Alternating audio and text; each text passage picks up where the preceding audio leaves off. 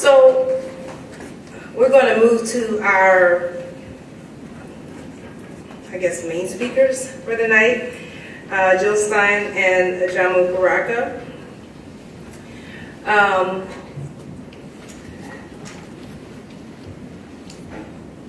Ajamu Baraka is a human rights activist and the 2016 vice presidential nominee for the Green Party.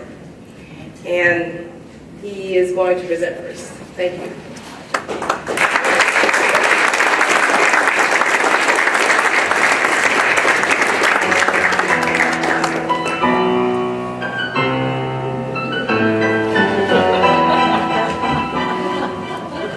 I wanted something that I can kind of, because this is a celebration. Whenever we have a chance to come together and to dialogue among ourselves, to grapple with serious ideals, to talk about the future that we want to build, to commit to resisting, is always a good time. It's always a celebration. I'm so happy to be here this evening with all of you. I have to shout out to the organizers for this event. I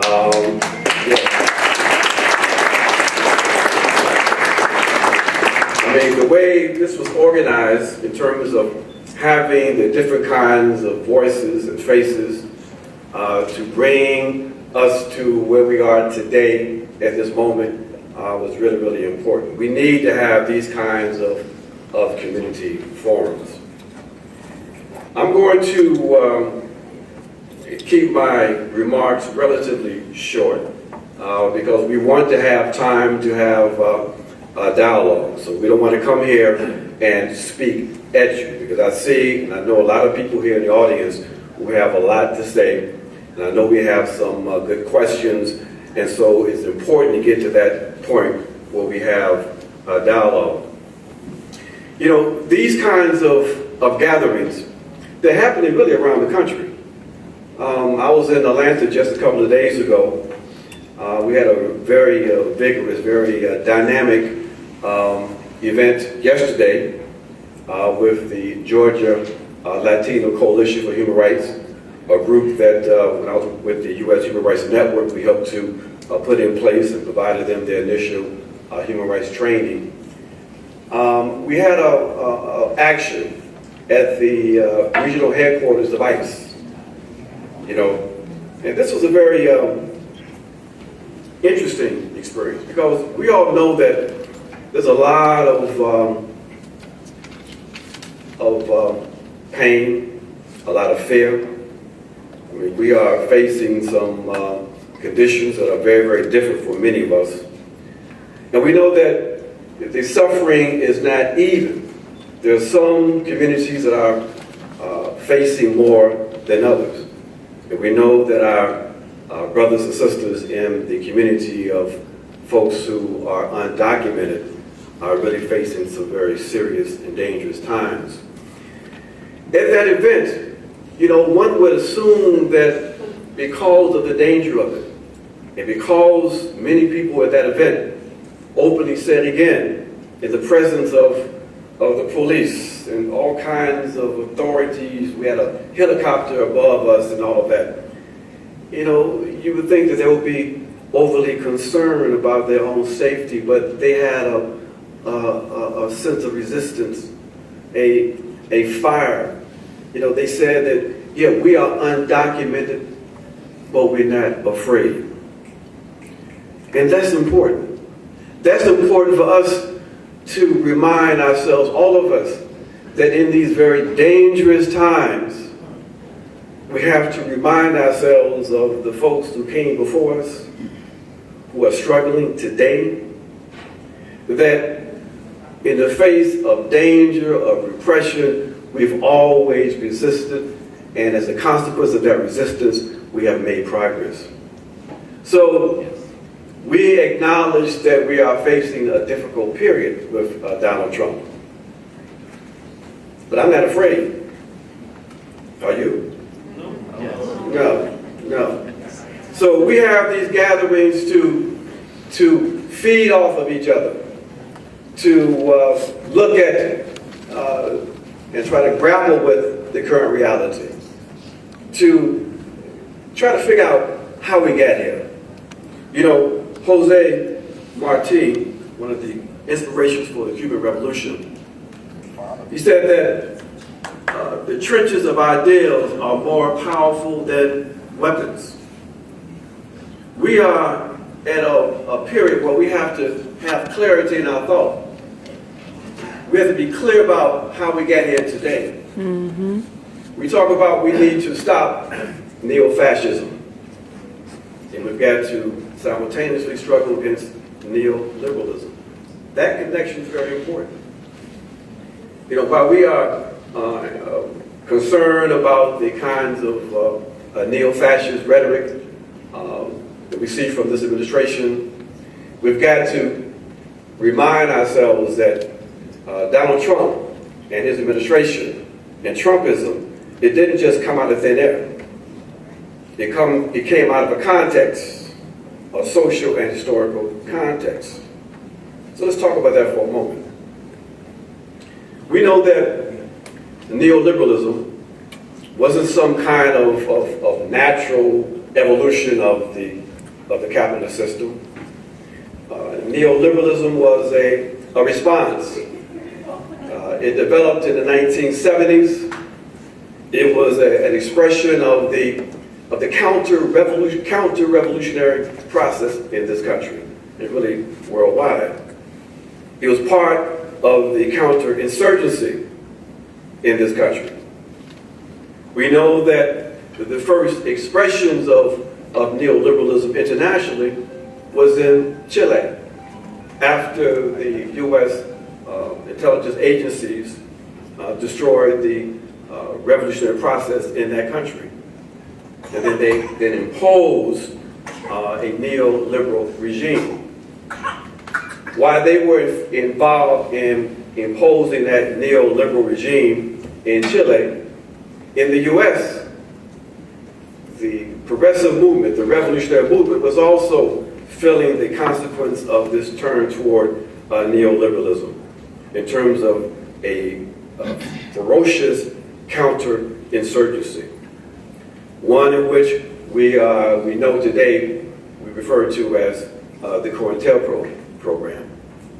That this was the domestic expression of countering the progress and the revolutionary changes that had occurred and the revolutionary organizations that we had in place. We know that there was a move toward the right, beginning with Carter and going into the Reagan years. Ronald Reagan and Margaret Thatcher was part of the new right, both domestically and internationally. And at the center of their ideological orientation was this commitment to neoliberalism. So it wasn't just, as many of us know, a response to the falling rate of profit and the economic crisis of the 1970s. It was part of it.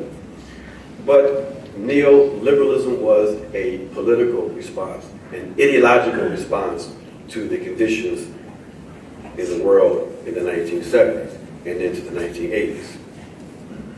The connection with neo-fascism.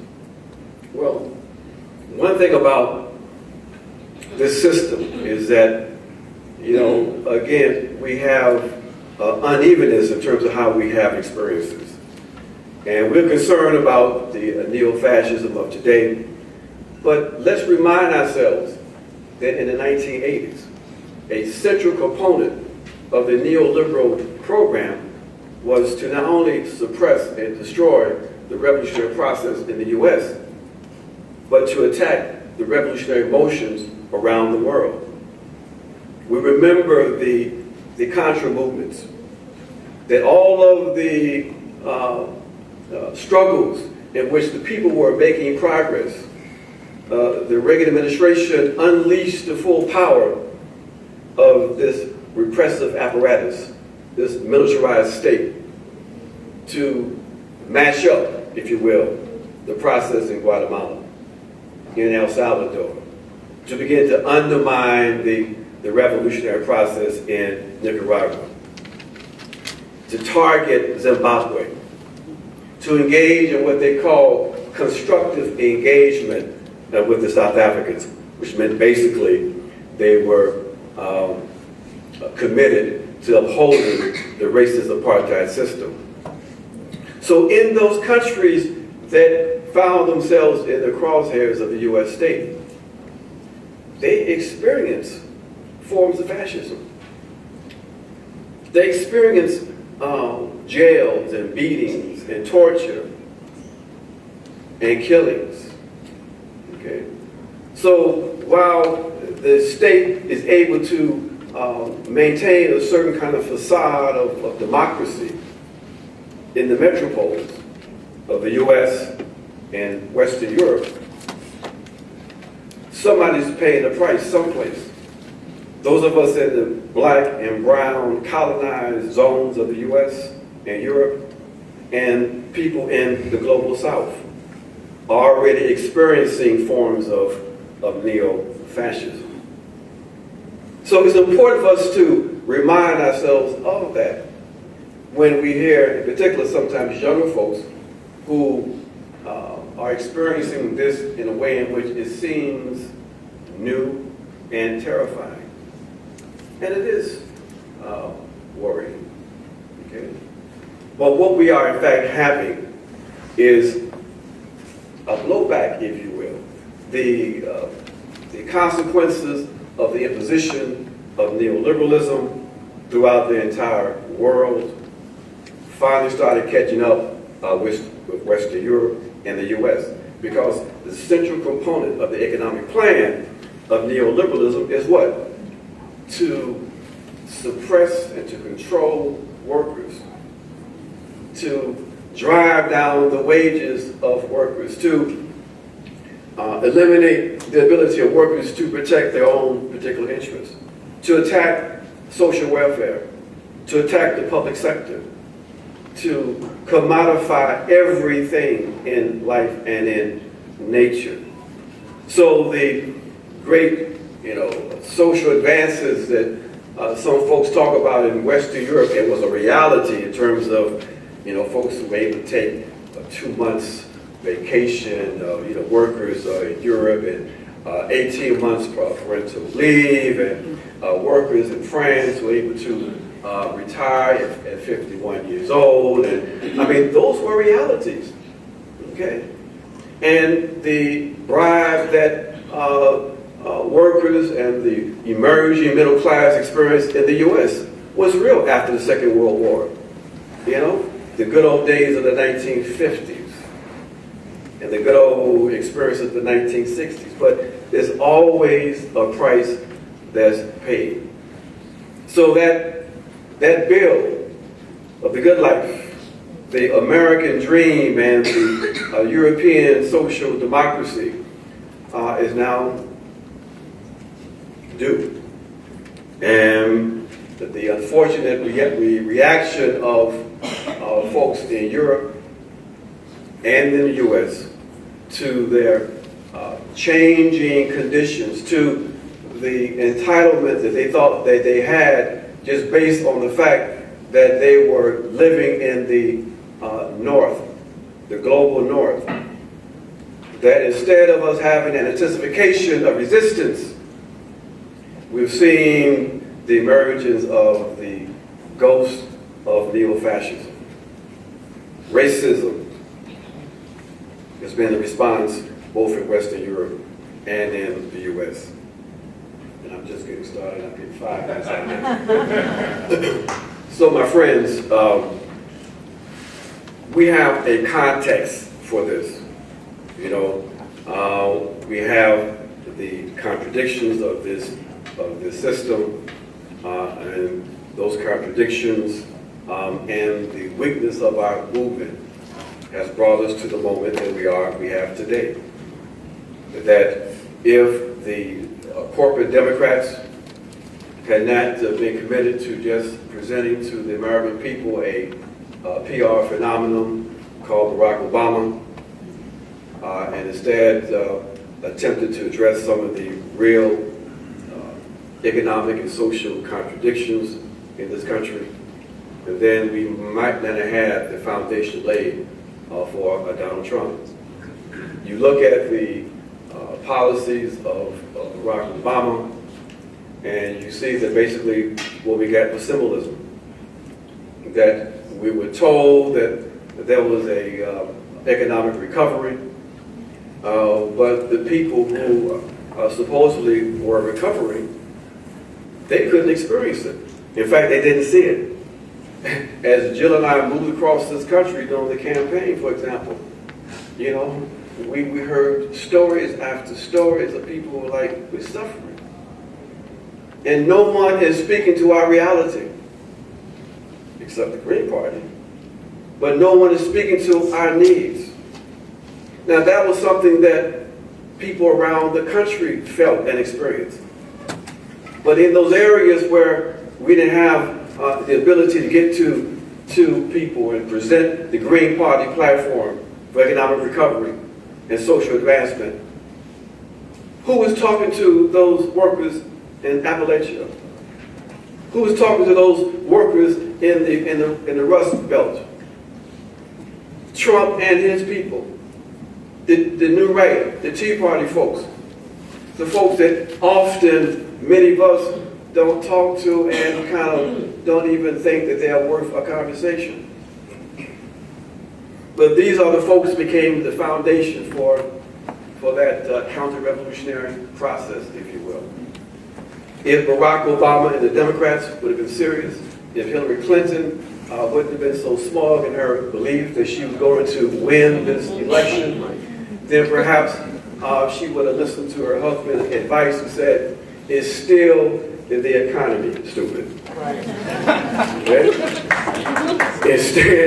Instead, the strategy was demonize Donald Trump, engage in a kind of dishonest discourse that avoided the real issues around the fact that neoliberal capitalism is in crisis and is unable to address the material needs of the people, and that we have to have real profound change. Of course, they couldn't engage in that conversation, but at least they could have had some kinds of reforms that perhaps would have mitigated the horrendous situation that they found themselves in. My friends, one of the lessons of 2016 is that even though we saw that Donald Trump won, even though we know that many millions of people were open and receptive to real change, who recognize that both of these parties are bankrupt, and that still gave their votes to Hillary Clinton, we know that there is a foundation out there for real fundamental change. Our task, our responsibility, is to organize ourselves in order so we can tap into that motion. We can organize that motion. We can prepare ourselves for the struggle that we have to engage in, understanding that there is no shortcuts. That, you know, the idea that we're going to get some personality that's going to build a party like that, it doesn't happen in real life. What we have to be engaged in is a commitment to engage in systematic organizing, building an independent apparatus, be it the Green Party, that will be the apparatus, or something else. We've got to understand that the process has to be a bottom-up process and it's protracted. Okay? So, my friends, we are not yet in a full-blown fascist state. We're in a very dangerous place. But, you know, we have something that is very powerful. And that tool, that's something that we have, is in fact the people. So we're going to organize the people, we're going to struggle, and we are going to build a new world. Because we understand that, you know, we don't have a say-so on the conditions that we find ourselves in. But we have a say-so on how we respond to those conditions. And for me, for Jill, and for most of you in this room, we say that we're going to fight. So let's fight together. Thank you.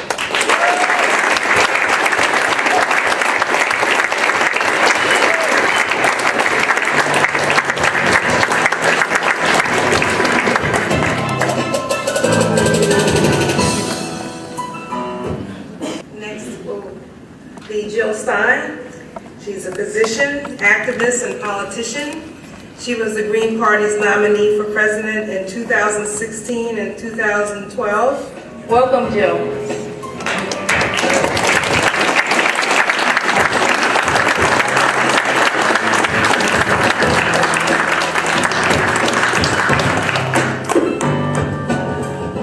Thank you. One of the things I really like about running for office with Ajamu Baraka is that he says it all. So when I come up to have my turn, I don't really have to worry about saying anything because everything important has already been said. And I have to say that about all the other speakers and organizers and Beverly, Organize for Power. You said it all right there. That is what we're doing. And I want to thank everyone for being here because you are really leading the charge for creating an America and a world that works for all of us. And you are not being silenced and you are not being intimidated and you are standing up to say that we have the power and we're going to use the power. It's a moment of unprecedented peril, but it's also, in equal measure, a moment of unprecedented possibility. And it's, you know, those two things kind of go together, hand in hand. We're sort of in this Hail Mary moment right now. These converging crises of racial injustice, of police brutality, of militarism at home and around the world, which is blowing back at us with a vengeance, with these unwinnable wars which are about to be expanded again, as the Pentagon is now talking about sending ground troops into Syria. I don't know if you've heard about that one yet. The growing privatization of our health care, of our school system, thousands of public schools that have been shuttered under the Obama administration, no less, under this system of privatizing our schools, particularly in communities of color, naturally. The crisis of student debt, where, you know, it doesn't get smaller, it only gets bigger. The numbers are growing all the time. It's now 44 million and growing. Once you go in, you don't go out. You know, this is a system that is in meltdown, actually. The house of cards is falling down, ecologically, economically, socially, human rights, militarism, the climate, and now our democracy as well is really on life support with this new surge of neo-fascism. And again, as Ajamu and others were saying, this is not new, especially to oppressed communities and communities of color who've long been on the receiving end of a very violent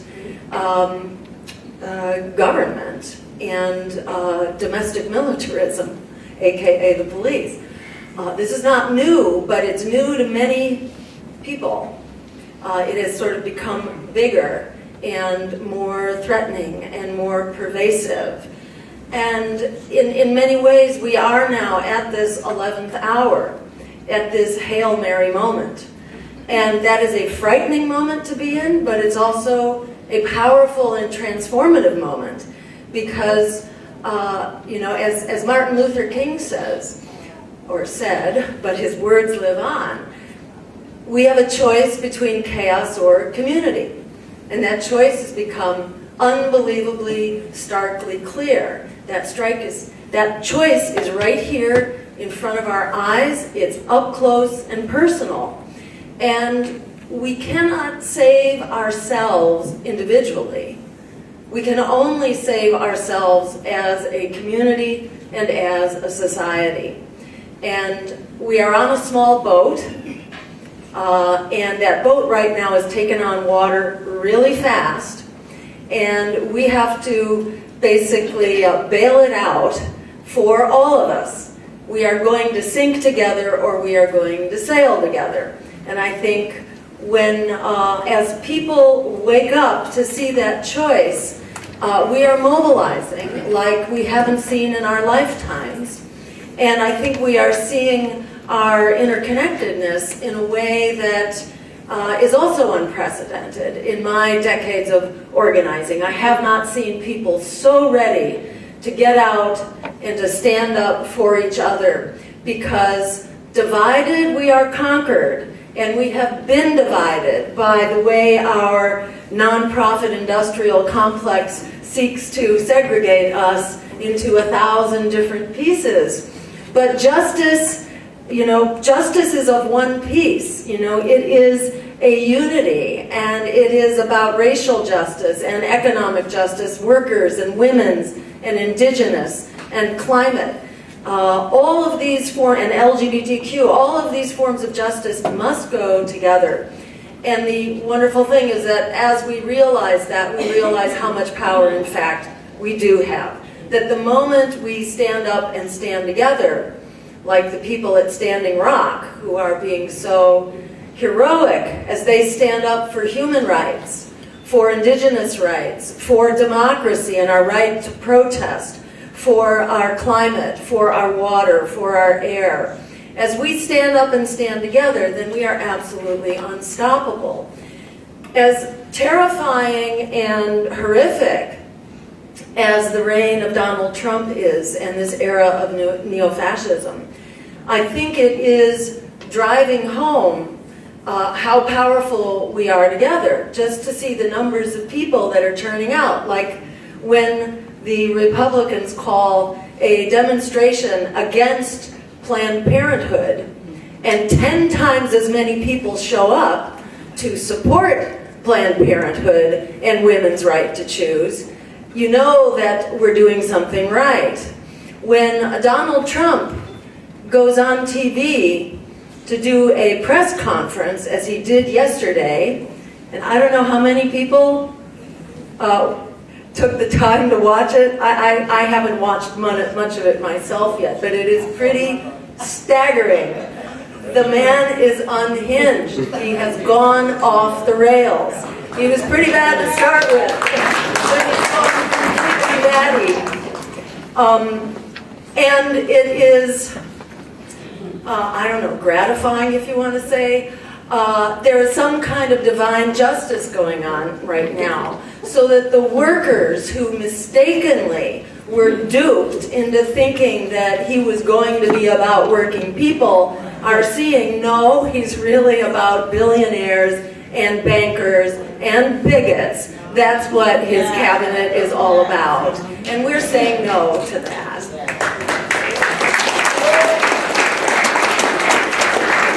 And when he tried to appoint one of the chief predators out there to be head of the Department of Labor, the guy who's fighting against raising minimum wage, fighting against worker security, who's fighting against protections from wage theft or equal pay for women, when he's nominated to being in charge of the Department of Labor, it is a big wake-up call for a lot of the working people, and shamefully to say, some of the organized labor that actually backed him and stood with him recently in the White House to say they were going to try to work with him. So when the likes of John McCain and the Republicans are actually beginning to retreat from him and are frankly in a panic that he has booted out the chairman of the Joint Chiefs of Staff from the National Security Council and brought in the white, racist, supremacist, modern Darth Vader of Stephen Bannon to sit on the Security Council. Everybody, who's paying attention is like really scratching their heads. how do we get this guy out of here as quickly as we can?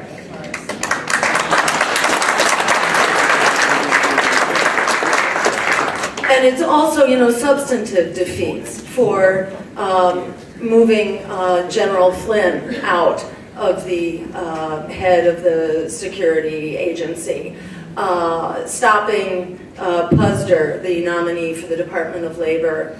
There are plenty other bad ones which have already gotten in, but many of them come with incredible conflicts of interest, the potential to be challenged, and Donald Trump himself is basically a minefield of trouble waiting to happen. He's got 500 businesses that he cannot separate himself from. So he is basically a poster child of violations of ethical rules, laws, constitutional provisions, and so on. So he's already got a slew of lawsuits that have been filed against him in the same way that his hands were tied against this very predatory ruling about Muslims, the ban on Muslim immigrants from the 7 countries, largely which have been victims of U.S. policies and wars and so on. Not the Muslim countries where he wants to open another golf course or a hotel, the countries with the money, but it's the poor ones that he's shutting down here. So he's, he is an impeachment waiting to happen. And if it happened to Richard Nixon, I think Donald Trump has already earned his way into that hall of distinction to make him the number 2. So, I think the name of the game here really is power, and it's really understanding that this is a big public relations campaign that's being played out right now. We are being told that this oligarchy, this super oligarchy now with Donald Trump and his billionaires and bankers, that these are the really important people and that these are the guys who are really running the show, when the truth couldn't be farther from that. In fact, these are the guys who are totally out of touch, who are completely in their own orbit, an orbit of alternative facts, that they are not fooling us for a moment. And they may talk very loud and have a very big megaphone, but the American people are not buying it. And in fact, even their own people are not buying it. So don't for a minute let the predators talk you out of the confidence that we deserve to have in our vision of the world that we deserve and the world that we're going to create. Just don't believe it for a minute.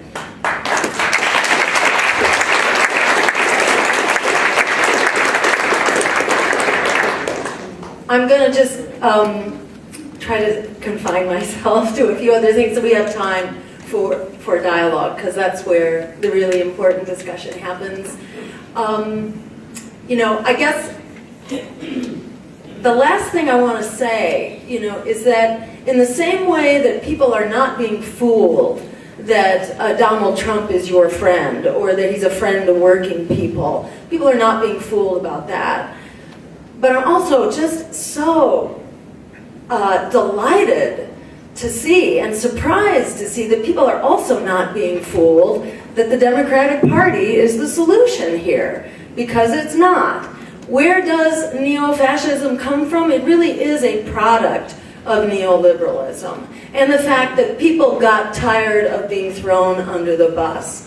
People got tired of jobs being shipped overseas and wages being pushed down and the cost of healthcare and education skyrocketing and more than half of our budget being spent on wars, which are not making us safer, which are actually making us less safe. And people were systematically denied the knowledge that there's something else. There was going to be a big movement for Bernie, except that the Democratic Party refuses to allow candidates that would truly be reformers. So they use them to kind of rein people in, and then they sabotage them, basically. And it wasn't just Bernie Sanders. It's happened to many others before him, like Jesse Jackson, in fact, or Dennis Kucinich. So, I think when people saw the emails coming out of the Democratic National Committee, those leaked emails, and saw the kind of behind-the-scenes maneuvering and backstabbing that was going on, a lot of people just weren't ready to buy it. It's gone on long enough that the Democratic Party has told us, oh, we're soul-searching now. We're going to do it better. We're really going to change. It's like, how many times are we going to listen to that? Fool me once, shame on you. Fool me twice, shame on me. Fool me 100 times, really, really shame on me. So, people are ready. I have found it's amazing. And it's not just like subjective opinion here.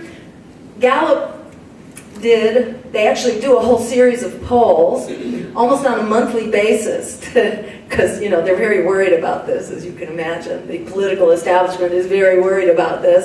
Can they keep people entrapped as the house of cards is falling down? And so every month they find out, well, how are people thinking right now? Do they consider themselves Democratic, Republican, or Independent? Of course, they don't want to recognize the other political parties, the independent political parties, which is where the action really is. So they'll never ask that question. They want us to be 1,000 points of light, each of us operating on our own if we are not trapped by the Democratic or Republican Party, which is absolutely false. But for what it's worth, just since October, the Democratic Party has lost over 20% of its membership in terms of what people... The Republicans are not gaining, they're sort of holding steady, but it's people who have divorced the Democratic and Republican parties. You may know a lot of people who are sort of in a certain kind of abusive relationship, a politically abusive relationship that they keep making excuses for and keep trying to justify and say, oh, it'll get better next year, and they didn't really mean it, and they have 1,000 excuses. A lot of people are coming to terms with that and saying, enough is enough, I'm going to stand up and get my life together. And, this is the time, if there ever was a time, this is the time for us to stand up and organize. To say no to the lesser evil and to fight for the greater good, like our lives depend on it, because in fact they do. And the bottom line is that we do have the power. Remember, we are the 99% and they are the 1. It's all about rejecting this politics of fear. And by the way, there is a solution for that vote splitting that so many people get absolutely intimidated by. It's called ranked choice voting. It lets you go to the polls and rank your choices. So you can put your first choice as number 1, even if it's an underdog, knowing that if your first choice loses, your vote is automatically reassigned to your second choice. So there is no such thing as throwing your vote away. We have it in cities all around the country. And, excuse me, the state of Maine just adopted it on a statewide basis. So we can have this.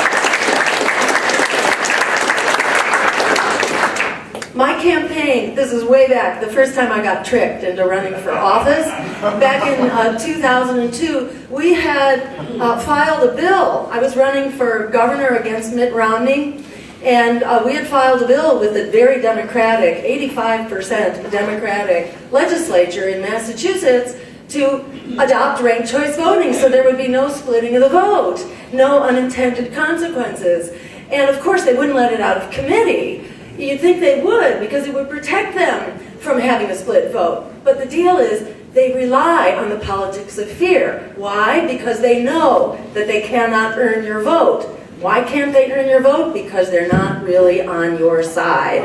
They are really on the side of the big financial predators who pay their way. So if they won't adopt a voting system that works for all of us, then they do not deserve your vote.